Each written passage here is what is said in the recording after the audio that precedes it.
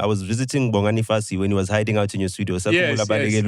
Don't talk about that. But later people want to pursue solo. So for example... Mendoza with Chiscop. Yeah. And then CCP, EMI gave him a solo deal. Yeah. Why didn't we give all of them solo careers as Kalawa?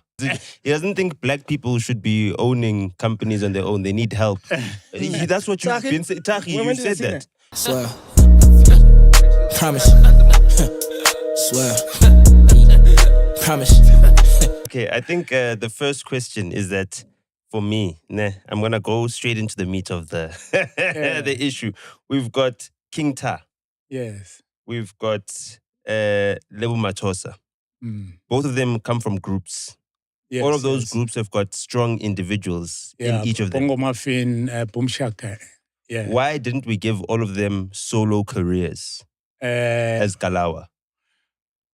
Well, I remember that, for example, when we met Shaka, they were a group. You know, I mean, I think the way I met Shaka was when I was DJing Go Club Arena. So Bolebu, Litembi, Lieke Komabato, they used to come and dance. Whose club is that? I was running the Saturday afternoon. So every Saturday afternoon, I did a deal with the owner of the club, then to get gate takings. I was hustling that time. I was staying in Hillbrow. Nice. So then I said, can we start something in the good called Hillbrow? Yes. Then I said, can we start something called the afternoon sessions? Then from there, what happens that I was inviting people to also come and dance, to have dance competitions. Young people, in the streets, to getting them to come and dance. It's good to see. I see Umandoza is in. So he also had his own dance group. Oh. So Lebu Tembi. Yeah? Yes. Lebu Tembi, they had their own dance group. Uthio was part of a group called Amagents. So they were just different groups coming from different ekas. So that's when I met Abolebu Netembi. They called themselves LMT Girls. And then eventually, so therefore, then I was DJing a lot. So when I was DJing, Abolebu, they used to win every Saturday. Then now I started DJing at varsities, campuses. So I'll go with them. They will come with me to a gig. So you remember Bula Sekeles, they became big that time. So Olebu will come and, they would dance, going around with me. But later, that's when I met Pradon, Lee Christos, when we wanted to record Shaka, how we formed Shaka. This is when Junior from Prophets of the City, that time, he told me that Lebu could sing. I didn't know that Lebu could sing. And then this is how we formed Shaka. So they came in as a group. So to fast forward, so therefore as a group, it's a career. So when we were working with them as Shaka, you don't look at an individual. Even if you can look at the Shaka songs, which we did, each person, they've got their own parts because it's your duty as a producer to come in, even if someone is more powerful than the other. Vocally, Lebu, she was a strong vocalist. Junior had more ragamuffin tip. Lebu, Tembi, then, she wasn't strong vocally, but we had to find ways of saying it. How does she come in? Maybe come in, with the rap doing flow. With the rap flow, Uthio as well. So therefore, even if you look at the song Tobela, each person, when we get to the studio, we say, okay, this is your 16 bar, this is your 16 bar. There's an equal song arrangement. Yeah. This so that's how Shaka was formed.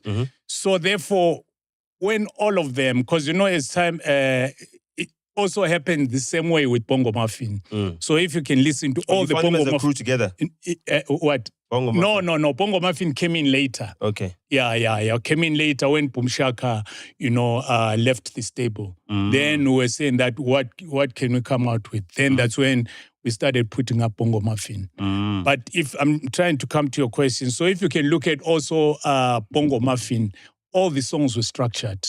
Jasid at his part, Stone at his part, Speedy, they had their part.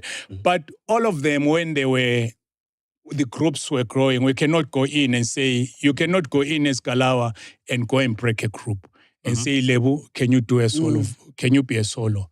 Because it's like you are breaking your own creation. But the majors are talking to them. The majors are meeting them at gates and saying, I mean that's what the majors do. You know, we create on the ground and then from there, so it's normal because if you can see, it didn't only happen to Kalawa. Even if you can check to big groups, you know, in the States and all that, they start as a group, but later people want to pursue solo. So, for example, Mendoza with Chiscop.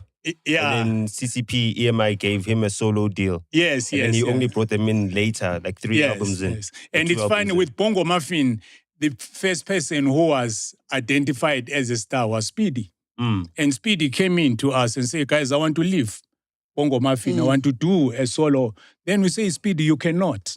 But he decided, and if you remember, later, Speedy actually left the group, and Bongo Maffin were 3 of them. But how did he stay at Kalawa, even though he left the group, though? No, he left, remember, then to try and do his solo things. With which label? It was that time, and there was a guy who was flashing a lot of money. It wasn't Chris Galakas. I think it was part of that Kingdom. group. Yeah, but they were signing a lot of artists. You remember the way Mabala came in, I think it was offering. Creative Kingdom with Sipho Dlamini and... No, but it was before that era. But really? I think it was Chris Galakas or something like that. But they were coming in, like what Nota is saying, they will identify what's strong. And then from there... You mentioned Mabala. I'm saying Mabala, I remember they did the same thing. When they had money, they came in and offered a lot of artists money. Do you understand? But he's saying back in the day, they'd see a group that Kalawa had built up and then they identify one that they want to make solo and then offer them a side deal. Yeah, so when, I mean, even, I'm sure, because they'll go in, so Speedy came in, he said, actually, he wants to leave. Then we said, okay, Speed, we had meetings with him, but he decided that at the end you must respect, as a label, you know, we respect a career decision. You know, so therefore, even when label actually started when Shaka left Kalawa because their contract had expired, this is when label now, you know, was approached by, I think, Gallo, and then he did a solo. You know, for same as Thandiswa. She also left to Gallo. Yeah, left with Gallo. Then from there, same as Thandiswa, later, you know, she decided that, no, this is what I want to do. But our contract was not with the individual. It was a group contract. So therefore, we allow, you know, because you have to allow that person to grow. You know, so as Mafigizolo, later they were a group. They came in, 2 of them. But later, you know, they decided that they want to do solo albums. You remember, this is when Unhlanhla went, that's when they met with TK. And, you know, she did a solo, Theo did a solo. Yeah. But later, as time goes on, you know, you have to understand that Mafigizolo is a brand. And we could see, I mean, we gave them, I think, a lifespan of about three years or so. Remember that break, Yeah, and then later we could see that, hey guys, when are we doing this Mafigizolo? Because Mafigizolo it's what has made you as a brand. And then later, that's when they came in, and then we did the album Reunited. Yeah, then they found us with young producers, Abo Maporisa, Abo Klep, and they didn't know them. They were young guys then. Yeah, they were young guys. And I remember them. Yeah, with Mafigizolo story, when we introduced them to Boklep, Bomaporisa, you know, because it was a young outfit of producers, they were not, you know, they were not happy. Because remember, they were more Afro-pop groups. So what made them popular was Afro-pop. Then how did Speedy convince them? Who? Because I saw Speedy was back in the studio. I remember I was visiting your offices a lot back then. Or now the Bongo Maffin. When you found Pori and Umapiano and all of them when they were at the Gallo Manor studio. Yes. That's when I was visiting Bongani Fasi when he was hiding out in your studio. Yes. Hey, don't talk about that. It's another area. Yeah, but I came in and I found Speedy basically coordinating. How did he come back into the fold? Yeah, I remember Speedy, after that, it didn't really go as he expected. Okay. But, you know, then he came back to Kalawa to say, hey guys, you know, I mean, umuntu akalahla, abantwana bakho abalahla, you know. We look at them as kids. Someone can go in and behambe beyipanda, but if they come back home, you accept them. Yeah. So that's why Speedy, you found him there, because Kalawa has always been his family. Even now, is now part of Bongo Maffin. Okay, yeah. So we brought him back. Yeah. So I want to keep it more centered, more about you than because congratulations first of all, most. Yeah, no, thank you. We're gonna go there. So You helped and trained a lot of people that are big now in the music industry, and some of them didn't make it. Some of them made it the way you were grooming them. And my question to that, it's not as if you got big and then you pulled them with you. You were growing with them. Yes. So I want to ask you, where were you getting the template from? Who was your template that you're like, I'm going to move with this one, I'm going to move with that, we're all going to move at once? Because that's my biggest question as someone who tries to follow your footsteps somehow. I'm like, but how did he know I'm doing the right thing right now?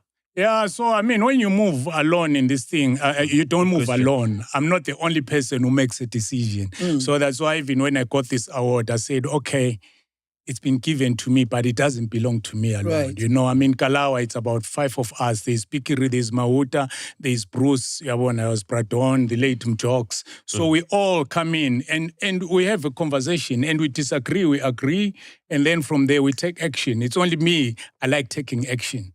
You know, I'm not that kind of a guy who sits.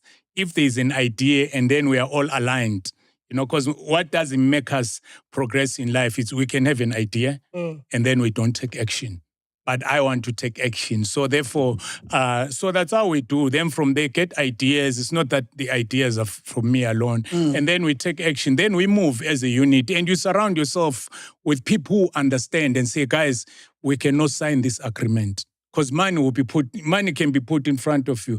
A big advance can be put in front of you. And then from there you can say, can we analyze? Someone is going to say, hey, but I want to take that money.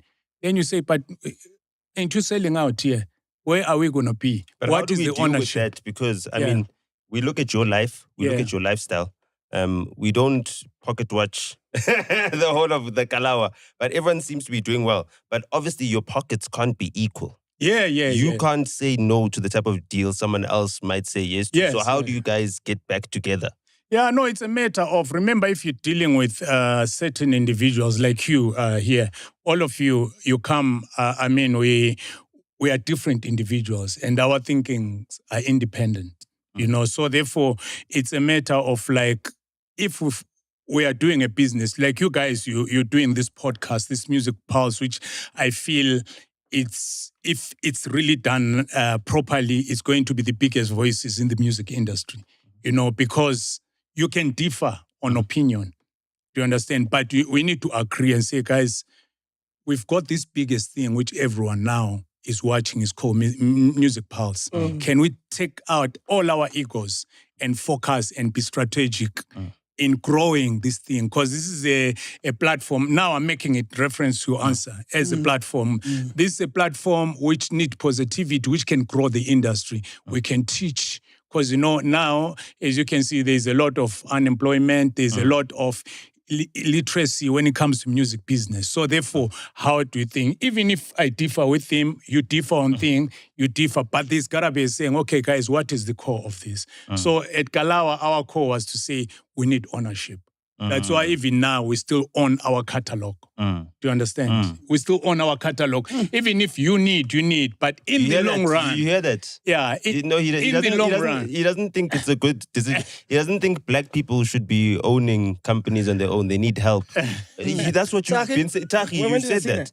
How many episodes? It's fine. No, but how? Come on, Sfiso. Taki, you have a 2,000 question. No. I'm listening. I'm enjoying this. No, I have a question. But why don't you defend the labels? No, which label? How? Yeah. Chief, you've always been saying that, the labels help them. Yeah, but I'm saying that it depends on your business strategy. Yeah. But what I'm trying to say is to answer the question that, yes, we have the differences. You know what I'm saying? Like what Nota was saying, the other one is not getting, you are doing. Me, I do multiple things. Mahuta does, Pikiri does, Bruce might not. But at the end of the day, we've created this business. You know, when we created this business, we knew that all of us were different individuals.